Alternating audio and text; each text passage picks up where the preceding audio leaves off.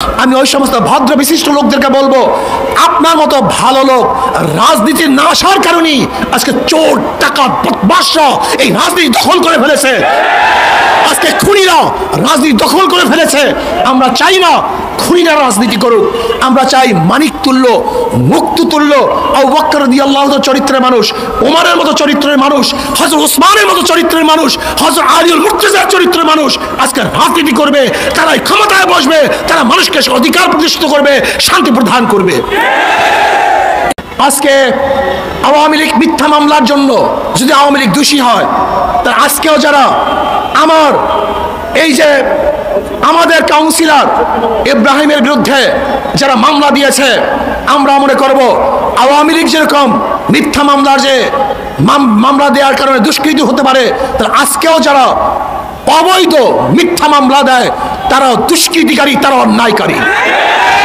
এদেরকে ছাড় দেওয়া হবে না, এদেরকে ছাড় দেওয়া হবে না।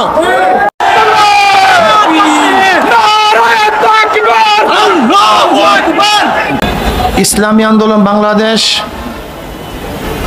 যাত্রাবাড়ি থানা শাখা কর্তৃক আয়োজিত আজকের গণসমাবেশের সম্মানিত সভাপতি, এদেশের শ্রেষ্ঠ সন্তান হযরত উলামায়ে কেরাম, সর্বস্তরের ইসলাম প্রিয় দেশপ্রেমিক ভাইয়েরা আমার, আমরা চতুর্থবার স্বাধীন হয়েছি। আমরা একবার স্বাধীন হয়েছিলাম ব্রিটিশ থেকে, আমরা দ্বিতীয়বার স্বাধীন হয়েছিলাম ভারত থেকে, তৃতীয়বার স্বাধীন হয়েছিলাম পশ্চিম পাকিস্তান থেকে, আর চতুর্থবার স্বাধীন হয়েছি ফ্যাসিস্ট শেখ হাসিনা সরকার থেকে। আমরা কেন স্বাধীন হয়েছিলাম? মুক্তি পাওয়ার জন্য, শান্তি পাওয়ার জন্য, আজাদ হওয়ার জন্য। ব্রিটিশ যখন শোষণ করেছিল, আমরা তাদের বিরুদ্ধে আন্দোলন করে ব্রিটিশদেরকে দেশ থেকে তাড়াতে বাধ্য করেছিলাম। ব্রিটিশ হটাও আন্দোলনে উলামায়ে কেরামের, তোলাবাদের যে রক্ত ঝরেছিল, আজ পর্যন্ত এই পরিমাণ রক্ত কেউ স্বাধীনতার জন্য ঝরাতে পারে নাই। শুধু চাকরির চর থেকে শুরু করে খায়বার পর্যন্ত এমন কোনো গাছ ছিল না যে গাছের মধ্যে আলেমদেরকে ফাঁসিতে ঝুলানো হয় নাই। ব্রিটিশ হটাও আন্দোলনে শুধু আলেম শাহাদত বরণ করেছিল ৮০,০০০। ৮০,০০০ আলেম শহীদ হয়েছিলেন। হাজারো মুসলমান আলেমরা হিজরত করতে বাধ্য হয়েছিলেন। হাজারো মুসলমান জীবন দিয়েছেন। হাজারো বোন বিধবা হয়েছিল। হাজারো মায়ের বুক খালি হয়েছিল। হাজারো বাচ্চা এতিম হয়েছিল। হাজারো মানুষ পঙ্গুত্ব গ্রহণ করেছিল। সব কিছু ত্যাগের ভিত্তিতে তারা কলেমা ত্যাগ করে নাই, তার ইসলাম ত্যাগ করে নাই, তার ঈমান ত্যাগ করে নাই, তার ঈমানের উপর বলিষ্ঠ ছিল। এরপরে আপনারা জানেন ৪৭-এ মুসলমানদের জন্য আলাদা এক ভূখণ্ডের দাবি তুলেছিলাম, মুসলমানরাই তুলেছিল, এবং মুসলমানদের দাবির ভিত্তিতেই পাকিস্তান নামীয় একটা দেশ আমরাই স্বাধীন করেছিলাম। সেই দেশ কেন ভাগ হয়েছিল? ভৌগোলিক কারণে দেশ ভাগ হয় নাই, ঋতুর কারণে দেশ ভাগ হয় নাই, ভাষার কারণে দেশ ভাগ হয় নাই। একমাত্র ভারত থেকে পাকিস্তান নামে একটা দেশ আলাদা হওয়ার মূল কারণ ছিল, একমাত্র কারণ ছিল সংখ্যাগরিষ্ঠ মুসলমান। কি সংখ্যাগরিষ্ঠ? এই দেশ মুসলমানদের দেশ, অধিকার সবার। দেশ কাদের? অধিকার। রাস্তা বানিয়েছে আমি, চলার অধিকার সবার। প্রতিষ্ঠান করেছে আমি, পড়ার অধিকার সবার। যেরকম নবাব সলিমুল্লাহ রহমতুল্লাহ আলাইহি নিজের রক ফকিত জমির মধ্যে বুয়েট করেছিলেন, ঢাকা মেডিকেল কলেজ করেছেন, ঢাকা ইউনিভার্সিটি করেছেন। ওই জমি সম্পূর্ণ মুসলমানদের অন্য কাউর নয়। এবং নওয়াব সলিমুল্লাহ রহমতুল্লাহ আলাইহি ঢাকা ইউনিভার্সিটি করার জন্য 1911 সনে প্রস্তাব দিয়েছিলেন, কিন্তু ক্যালকাটার হিন্দুরা ঢাকাতে যেন ইউনিভার্সিটি না হয় এর জন্য 41 বার মিটিং করেছিল। সেই গড়াইয়ের মাঠে রবি ঠাকুর তার নেতৃত্বে ব্রিটিশদের কাছে দরখাস্ত করেছিল যেন ঢাকাতে ইউনিভার্সিটি না হয়, তাহলে মুসলমানরা শিক্ষিত হয়ে যাবে, মুসলমানরা শিক্ষিত হয়ে যাবে। কিন্তু মুসলমান পিছপা হয় নাই, তারা তাদের দাবি অব্যাহত রেখেছে। 1921 সনে ঢাকা ইউনিভার্সিটি হয়েছিল মুসলমানদের দাবির ভিত্তিতে, মুসলমানদের জমিতে। মুসলমানদের ইউনিভার্সিটি পড়ার অধিকার সবার, মুসলমানদের ইউনিভার্সিটি পড়ার অধিকার বাজার করেছে আমি, বাজার করার অধিকার সবার। এদেশ মুসলমানদের অধিকার সবার। এদেশের যারা নাগরিক, আমরা চাই সাম্যতা, আমরা চাই মানবিক মর্যাদা, আমরা চাই সামাজিক ন্যায় বিচার। মুসলমানদের দেশ, অন্যান্য ধর্ম অবলম্বী যারা আছে তারা সমান হারে তাদের ধর্ম পালন করবে, নির্বিঘ্নে ধর্ম পালন করবে। আমি হিন্দুদেরকে বলবো, আগামী দুর্গাপূজা আসতেছে, বুক ফুলিয়ে আগের চেয়েও উৎসবপূর্ণ মুখরিত করে দুর্গাপূজা করবেন। আপনাদের নিরাপত্তা দেওয়ার দায়িত্ব আমাদের সংখ্যাগরিষ্ঠ মুসলমানদের। কিন্তু খবরদার মনে রাখতে হবে ধর্ম যাদের উৎসব তাদের,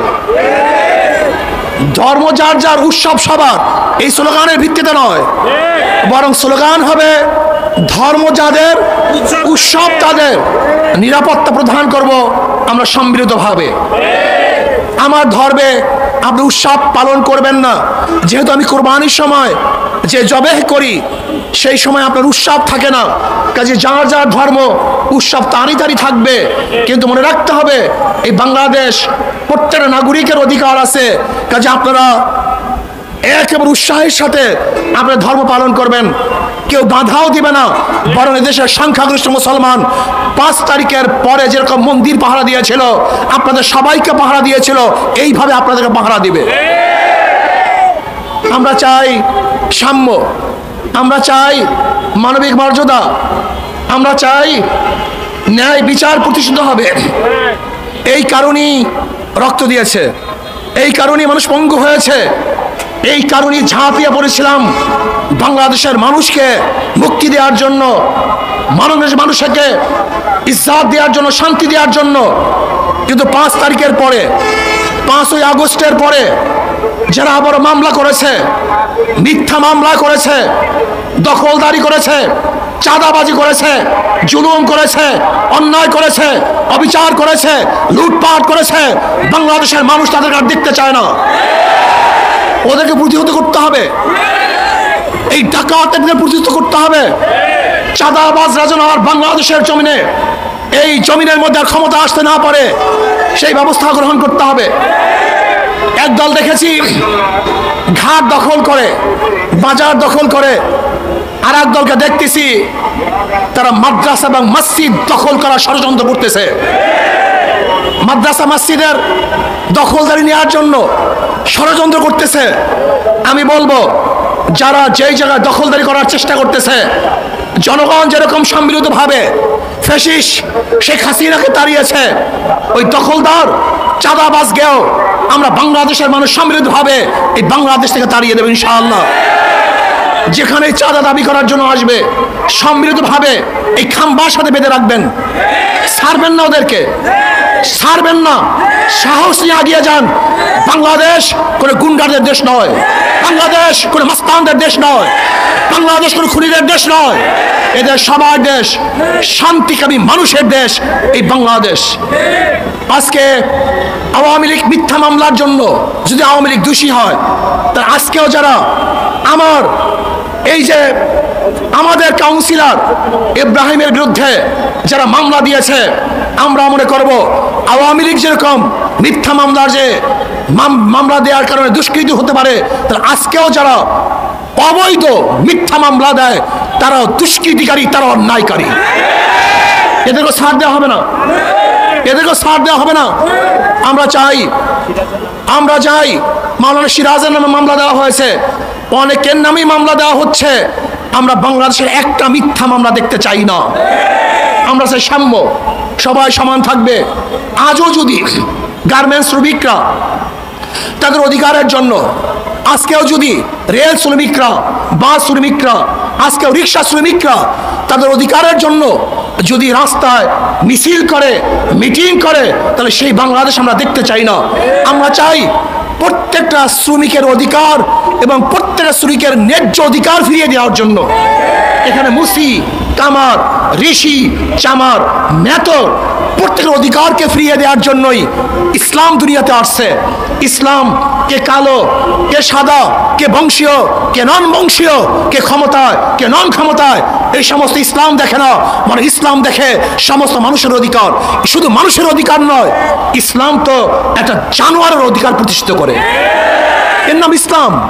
কাজে আসুন, ইসলামকে প্রতিষ্ঠিত করুন, ইসলামী হুকুমাত কায়েম করুন। ইসলামী হুকুমাতের জন্য দরকার কি? নীতিবান, আদর্শবান কিছু লোকের প্রয়োজন। মাদার গাছ লাগিয়ে আমের আশা করা যায় না। চোর এবং ডাকাতের মাধ্যমে দেশকে আদর্শবান বানানো সম্ভব নয়। আমি মনে করি হাজারো আদর্শবান মানুষ যারা মানিক তুল্য, স্বর্ণ তুল্য।